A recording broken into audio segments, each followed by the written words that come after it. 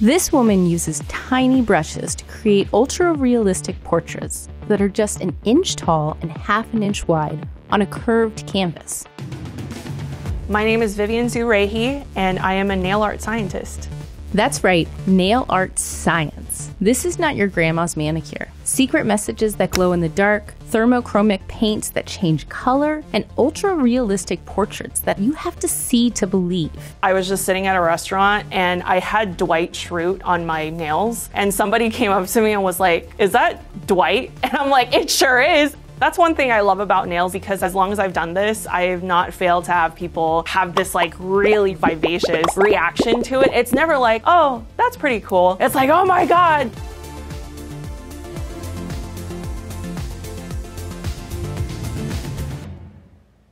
Okay, this is weird, but has anyone asked you to do nails for their pet? No, not for a pet, but we have been asked to do nails for dead bodies. Wait, what? There are some people that have put me actually on their funeral wish list, and I have to have nails from Vivian. Don't disrespect me by putting like other nails on or something. Okay, let's back up. In 2016, Vivian was working as a software engineer, painting her own nails during her free time. I was doing crazy stuff like painting Arnold Schwarzenegger, like the Terminator movies, on my nails, or like painting stuff that people just normally wouldn't really get. I see a lot of people doing like pretty stuff or like princessy stuff, and I'm like, no, dude, let's put Rush Hour 2 on my nails. So it kind of resonated with a lot of different audiences as opposed to just nails as a pretty accessory. Within a few months, she had over 1 million followers on TikTok. People started DMing, asking for various things like, can I get this character? Can I get this portrait? Oh my God, can you do that for me? Oh my God, I'm super into that too. Or, oh my God, you should open a shop or something like that. I love doing portraits. Portraits is my favorite thing to do. I've done Hagrid and Dumbledore with Snape and Lupin and McGonagall. I've done Post Malone, Billie Eilish. I did do a Bob Ross, Grogu. Also done Mando. I do have an affinity for villains. I did the Night King from Game of Thrones, the Terminator. I've also done Voldemort. Something to keep in mind with Vivian's portraits, her canvas is curved. The artwork then goes on a moving hand that's meant to be seen from many different angles.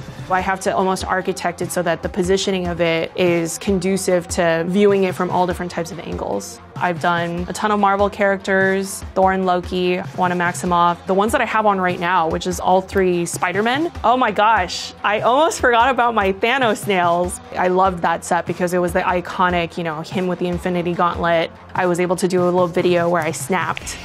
My face and character painting technique is rooted in spatial awareness and dot plotting. I work from the center outward so that there's room to make corrections. And so what I do is I use different facial features as anchors for another facial feature. So I'll say start with one eyebrow, and then from that eyebrow I can swing from one vine to the next. So I'm not just looking at this overwhelmingly complex subject, like collect data, and the more data that I have, the more accurately I can place the next feature and so on and so forth.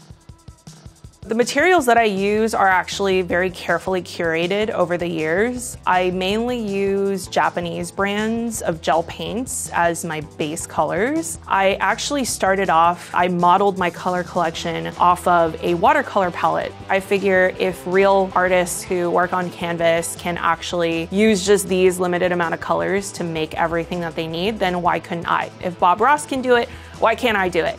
In terms of other materials that I like to use, the Freddy Krueger set that I did, I was able to use this nude colored builder gel that is actually used to build nail extensions to create this fleshiness for his face. I got to use like jelly red to get that kind of runny blood look to it. I will use thermochromic pigments, and essentially what happens is the molecular structure changes when you expose it to either heat or cold. And one of my favorite ones is something I like to call my invisibility pigment, and it's something that changes from black to colorless. I painted a portrait of Sirius Black. So what I did was, because Sirius perished behind the veil, I was able to cover up his portrait using this black to colorless thermal pigment. And when you exposed him to a little bit of heat, the black pigment went away and you can kind of see like a white haze over him. And it actually made him look like he is behind the veil. Painting with a brush of only a few millimeters long, Vivian's portraits can take hours or even days. Usually the portraiture takes about 5 to 6 hours for just the portrait alone. But when I get an idea that's stuck in my head, I will stay up all night to do it because I'm that laser focused and I enjoy doing it so much.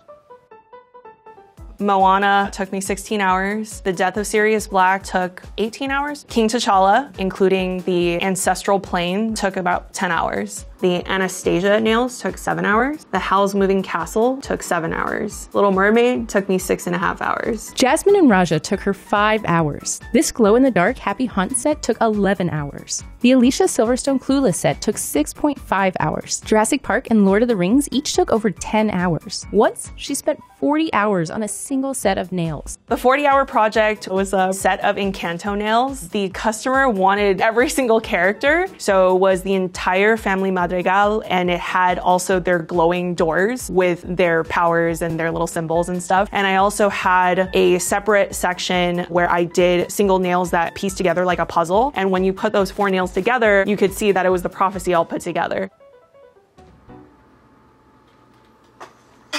Today, I am working on a portrait of Anakin Skywalker as he is turning to the dark side. We're gonna have half of Hayden Christensen's face and the other half will be the Darth Vader helmet. One of the most challenging parts about this one is that he's kind of turned a little bit, which is kind of tough because my nail is super curved. And I also have to fabricate some form of shadows. But right now it's just a lot of blending and a lot of looking back and forth at the canvas to make sure that everything from like nostril placement to placement of a specific shadow is all in line with his facial features. And because the dark side has the red lightsabers, I want to have kind of a more distinctive red glow on his face. So these are gel paints. It's similar to if you go to a nail salon and you get gel polish. It really quickly dries, and the way that you dry it is you use an LED or UV lamp. It triggers a chemical reaction in the gel and dries the polish. So when I'm working with these textures, sometimes I need to paint on top of dried paints and sometimes I need to keep blending, and so I'll just leave it wet and I won't cure until I need something to be completely solidified. And so it varies a lot when I'm doing these types of portrait processes.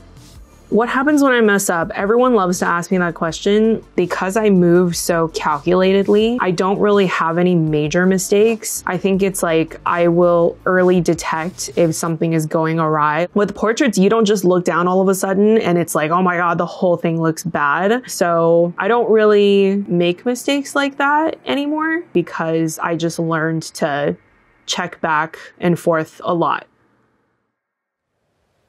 Why did you do Magnum condoms? I love reproducing packaging because I think it's kind of an exercise into how I can get text to look really accurate and how I can even replicate like weird designs on cans or on bottles. So I did Magnum XL nails for Valentine's Day and I tweeted at them and I was like, just doing my part, guys. And then they sent me a ton of condoms. And so I was like, okay, thank you. So we actually put it out for clients to take, which was like kind of awkward, but also really funny at the same time.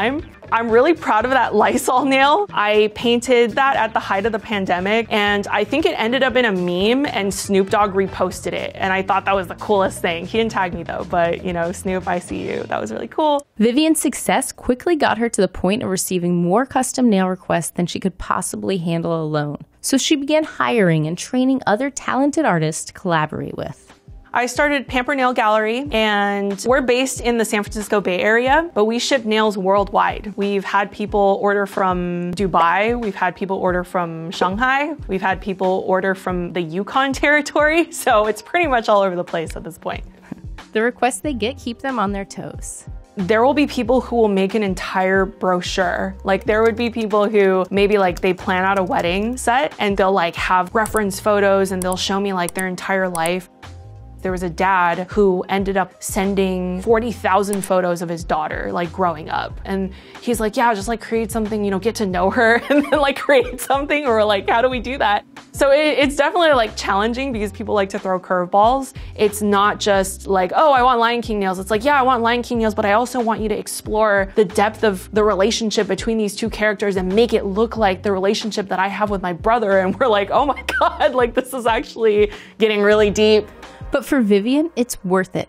Creating wearable art based on these iconic characters gives her a chance to create community. I would say that I'm a nerd. I think that's something to be proud of. I would much rather talk about my obsessions and interests with people, and I think that it really cultivates deeper friendships and relationships because of that shared fandom or that shared obsession. And so that's actually one of the things I love about it as a form of self-expression, because it's such a personal experience. Because I'm looking at my hands all the time, and I pretty much enjoy the most out of the work that I put in. And I think that the customers of mine see that too, is that they get it, but it's mostly like they enjoy it for themselves. And if somebody happens to get a peek at it, it's such a moment of instant camaraderie, because it's like, oh my God, I'm super into that too. It just really connects people through a lot of their kind of personal obsessions.